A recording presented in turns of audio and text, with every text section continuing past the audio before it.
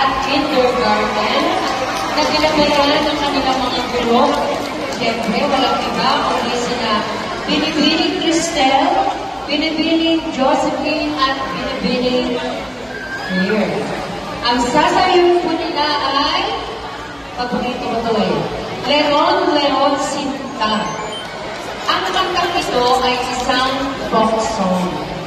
Nakadalasang kinakanta ng mga bata. Ito ay nagsasaad ng kwento ng isang tauhan na umakyat sa puno at nahulog. Tama ba ako, Ginoong Tandas?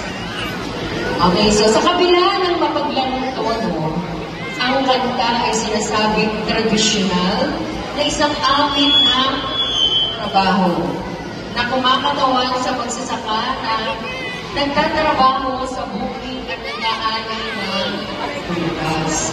Handa na ba ang pre-kinder at kindergarten? Naghahanap si Kaden. Handa na ba kayo, pre-kinder?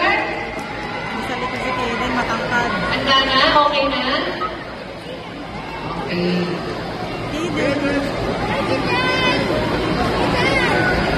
Okay na po? Naghahanap pa rin. Kaden. Naghahanap.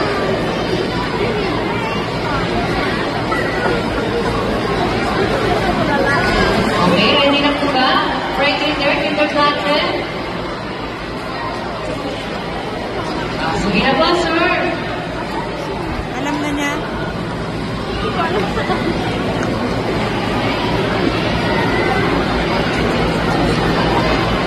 Ako hindi makita si Kaden. Naglakad si Kaden.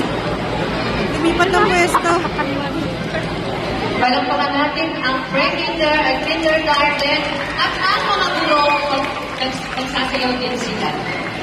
Palakpakan din po natin sila.